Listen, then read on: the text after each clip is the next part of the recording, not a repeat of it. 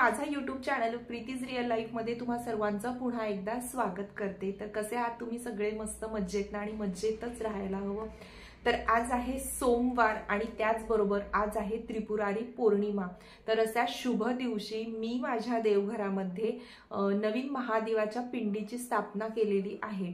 आधी माझ्या देवघरामध्ये जी शिवलिंग जे होतं ना, तर त्याला मी विसर्जित केलेलं आणि नवीन मूर्तीची स्थापना केलेली आहे।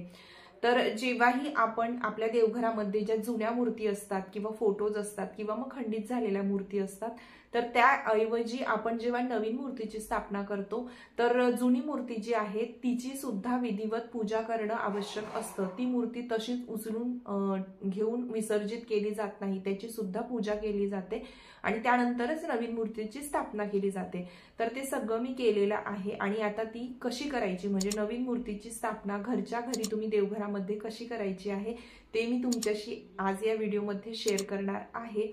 तर आजचा व्हिडिओ शेवटपर्यंत नक्की बघा। तर पूजेसाठी काय काय साहित्य घेतलेलं आहे मी ते आधी तुम्हाला दाखवणार आहे। तर सर्वात आधी इथे मूर्ती घेतलेली आहे। तर ही माझी जुनी महादेवाची मूर्ती आहे आणि हिला मला आज विसर्जित करायचं आहे। त्याऐवजी ही नवीन अशी मूर्ती मी स्थापन करणार आहे, हिची प्राणप्रतिष्ठा करणार आहे। तर ही मूर्ती घेतलेली आहे।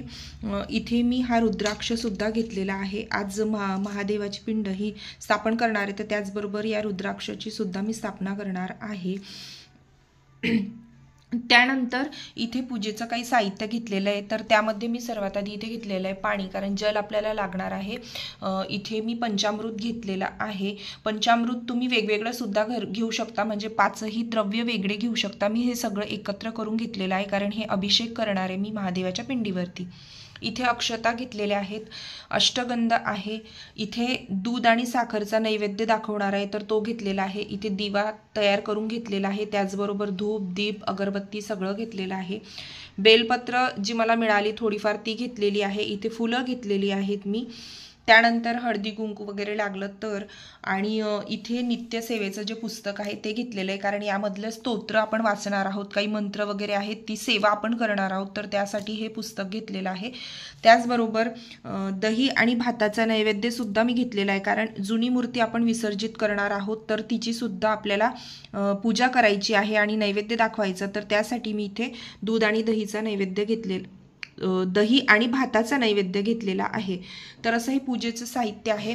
इकडे थोडी मांडणी करून घेतलेली आहे, छान छोटा चौरंग ठेवलेला आहे आणि इथे मोठा चौरंग ठेवलेला आहे। इथे मी स्थापना करणार आहे आधी, आणि त्यानंतर मग ती मूर्ती सगळं वाचन झाल्यानंतर ती मूर्ती मी देवघरामध्ये स्थापन करणार आहे। छान रांगोळी वगैरे माझी काढून झालेली आहे। तर पूजेची सगळी तयारी माझी आता इथे झालेली आहे। आता इथे मी आधी जुनी मूर्ती जी आहे माझी, म्हणजे जुनं जे शिवलिंग आहे त्याला मी विसर्जित करणार आहे।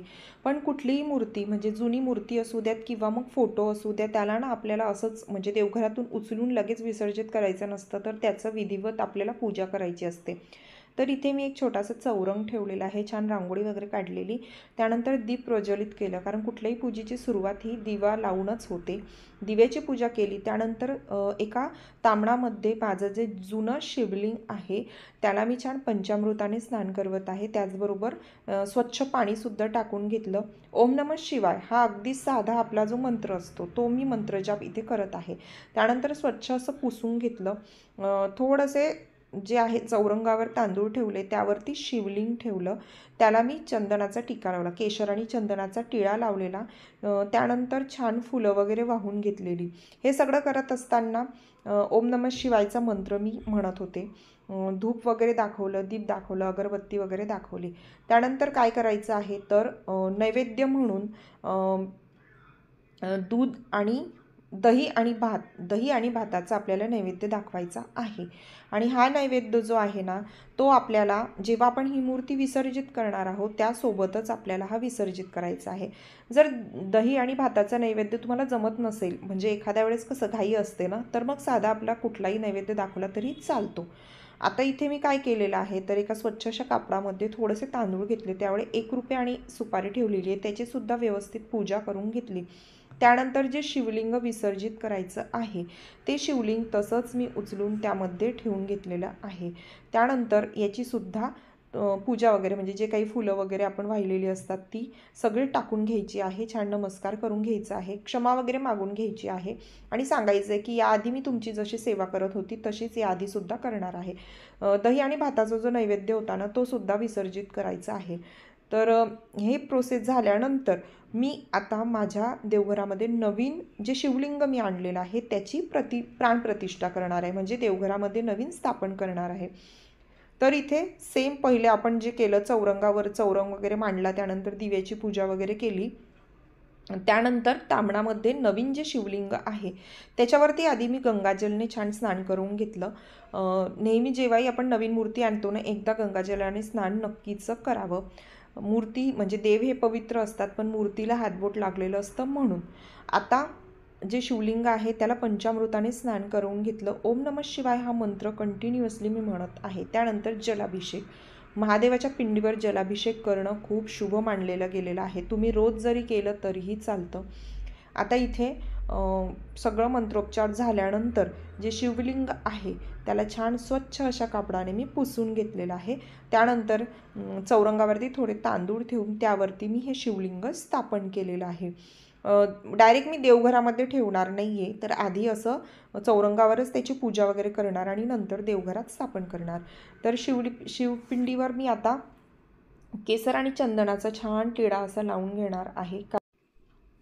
शिवलिंग जे असतं ना त्याच्यावरती हळद आणि कुंकू वाहत नसतात, कारण म्हणतात की जे शिवलिंग आहे म्हणजे ते भगवान शिव जेव्हा शिवलिंगाच्या स्वरूपामध्ये असतात तेव्हा ते वैराग्य स्वरूपामध्ये असतात. जर महादेवांची मूर्ती असेल तर त्यांना किंवा मूर्ती आणि पार्वतीसोबत ते विराजमान असतील ना त्यावेळेला तुम्ही हळदी कुंकू वाहू शकता असं म्हणतात. त्यामुळे मी कधीही शिवलिंगावर हळदी कुंकू असं वाहत नाही. केशर आणि चंदनाचा टिळाच मी त्यांना लावते. त्याचबरोबर माझ्याकडे ना पंचमुखी रुद्राक्षसुद्धा आहे, तर त्याची स्थापनासुद्धा मी या शिवलिंगावर करणार आहे. तर रोज जसं आपण देवाची पूजा करणार आहोत, देवाला जलाभिषेक करणार आहोत ना, तसंच या रुद्राक्षाची सुद्धा रोज याला पाण्याने स्नान करवायचं आहे आणि याची सुद्धा पूजा करायची आहे. तुम्ही बघू शकता पिंडीवर समोरच्या साईडला अशा प्रकारे मी हा रुद्राक्ष ठेवून घेतलेला आहे. त्याला सुद्धा छान असं अक्षता वगैरे वाहून घेतलेल्या. त्यानंतर माझ्याकडे थोडेसे बेलपत्र होती, तर ती बेलपत्र मी वाहून घेतली. ओम त्र्यंबकम यजामहे सुगंधिं पुष्टिवर्धनम् उर्वारुकमिव वंदना मृत्युर्भोक्ष्यमामृतात् हा मंत्र म्हटलेला आहे. आणि त्यानंतर छान महादेवाला आवडणारी पांढरी फुलं मी वाहून घेतलेली आहे. दिवा लावून घेतला, धूप लावून घेतली आणि अशा प्रकारे माझी इथे स्थापना तर झालेली आहे. यानंतर आपल्याला नैवेद्य दाखवायचा आहे. तर नैवेद्यामध्ये मी दूध आणि साखर असा सोपा नैवेद्य मी महादेवाला अर्पण केलेला आहे. नैवेद्य तुम्ही कुठलाही घेऊ शकता, एखादं फळ वाहू शकता किंवा खडी साखर, कुठलंही काहीही चालेल. या दिवशी पौर्णिमेच्या दिवशी स्थापना करणार होती, तर सकाळपासून खूप घाई गडबड होती, त्यामुळे मी दूध आणि साखरेचा नैवेद्य महादेवाला अर्पण केलेला आहे. आता हे सगळं झाल्यानंतर वाचन मला करायचं आहे. तर वाचनामध्ये जसं मी म्हटलं की अभिषेक करत असताना ओम नमः शिवाय हा मंत्र मी म्हटलेला आहे.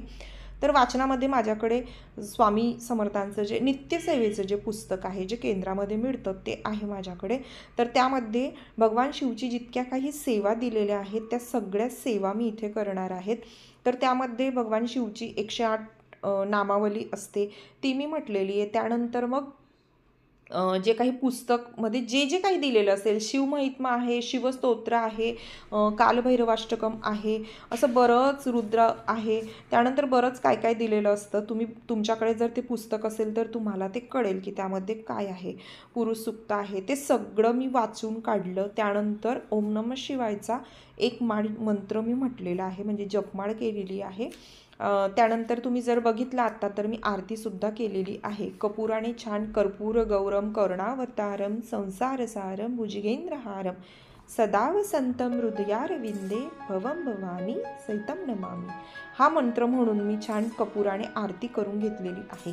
त्यानंतर सगळं छान वाचन वगैरे झालं. आता हे शिवलिंग मी माझ्या देवघरात उत्तर दिशेला तोंड असायला पाहिजे शिवलिंगाचं, अशा प्रमाणे मी माझ्या देवघरामध्ये ते स्थापित केलेलं आहे. तर अशा प्रकारे नवीन शिवलिंगाची स्थापनासुद्धा माझ्या देवघरात झालेली आहे. आणि तुम्ही बघू शकता इथे आरती वगैरे सगळं माझं करून झालेलं आहे. तर अशा प्रकारे मी घरच्या घरीच महादेवाची म्हणजे शिवलिंग माझ्या देवघरामध्ये स्थापन केलेलं आहे. आणि तुम्ही बघितलंच की जी जुनी मूर्ती होती माझ्या देवघरातली त्याचं विसर्जन कसं केलेलं ते सुद्धा मी तुम्हाला दाखवलेलं आहे. तर आशा करते की आजचा हा व्हिडिओ तुम्हाला नक्कीच आवडला असेल, आणि आवडला तर प्लीज लाईक करा, शेअर करा, आणि पूजेमध्ये काही चुकलेलं असेल किंवा तुम्हाला काही सजेस्ट करायचं असेल तर व्हिडिओ खाली कमेंट नक्कीच करा. त्याचबरोबर चॅनलवर नवीन असाल तर प्लीज चॅनलला सबस्क्राईब नक्की करा. लवकरच भेट होईल आपली आणखी एका छानशा नवीन ब्लॉगमध्ये. तोपर्यंत सर्वांना श्री स्वामी समर्थ.